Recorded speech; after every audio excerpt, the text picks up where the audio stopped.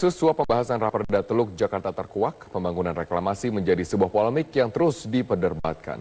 Payung hukum reklamasi yang belum jelas hingga adanya sejumlah pelanggaran diduga terjadi.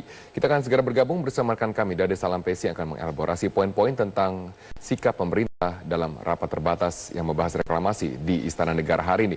Dade, selain ketegasan pemerintah mengenai wewenang yang berada di pemerintah pusat, lalu apalagi yang disampaikan Presiden dalam rapat terbatas yang tadi? Dalam sambutan yang diungkapkan oleh Presiden Joko Widodo sebelum rapat terbatas terkait dengan reklamasi di Teluk DKI Jakarta ini, Presiden memang mengungkapkan atau menegaskan bahwa rapat terbatas yang dimulai pada pukul 1 siang tadi sama sekali tidak menyentuh aspek hukum.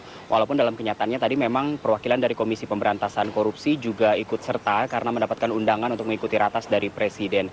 Dan Presiden juga mengungkapkan bahwa terkait dengan reklamasi ini memang sekarang sudah saatnya untuk berbicara lebih jauh ke depannya karena dari data yang dimiliki oleh Presiden Joko Widodo pada 2030 nanti dimungkinkan seluruh wilayah Jakarta Utara akan ada di bawah permukaan laut. Karena dari data yang ada setiap tahunnya untuk wilayah DKI Jakarta mengalami penurunan permukaan tanah antara setengah sampai 12 cm per tahun. Dan pada 2030 nanti jika ternyata fakta-fakta tersebut betul-betul terjadi, artinya 13 sungai yang mengaliri atau melewati wilayah DKI Jakarta dan sekitarnya tidak dapat mengalirkan air ke Teluk Jakarta. Dari ratas tadi setidaknya ada 3 poin utama yang ditegaskan oleh Presiden, yaitu bahwa master plan terkait dengan reklamasi haruslah gamblang, terutama terkait dengan masalah lingkungan.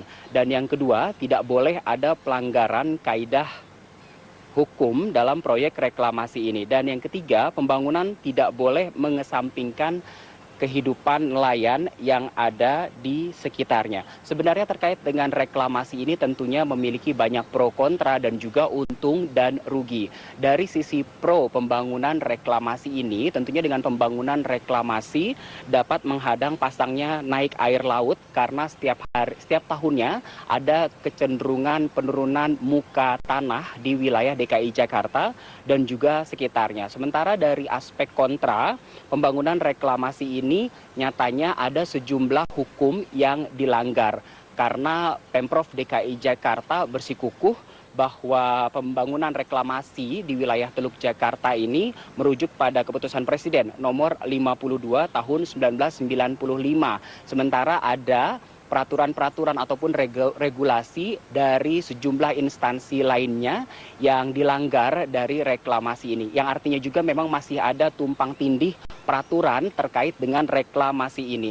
Dan apa saja keuntungan dari pembangunan reklamasi ini? Di antaranya tentu saja menyediakan lahan bagi negara ataupun kota. Ini juga terkait dengan aspek pariwisata maupun khususnya wisata bahari dan juga dapat membantu penataan pantai. Di samping keuntungan dan pro kontra tadi dari reklamasi ini, ternyata juga ada beberapa aspek kerugian dari reklamasi. Di antaranya perubahan ekosistem yang mengakibatkan banjir dan juga dampak buruk pada sistem drainase dan juga kerusakan-kerusakan lingkungan yang lainnya.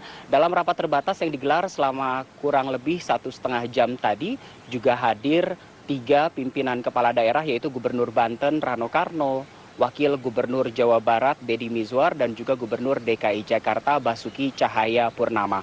Walaupun Presiden Joko Widodo menegaskan dalam proyek reklamasi ke depannya tidak boleh lagi melibatkan swasta, yang artinya pemerintah baik itu pusat maupun daerah memegang kendali penuh terhadap proyek reklamasi.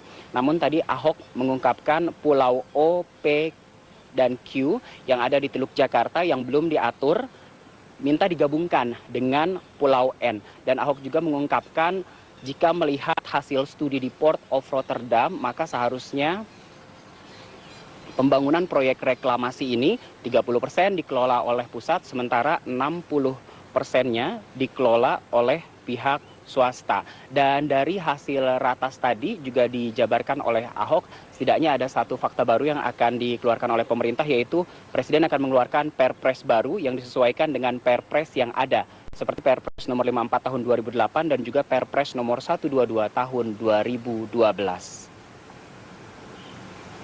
Robert. Baik, terima kasih Dade Salampesi atas informasi dan langsung dari Istana Negara.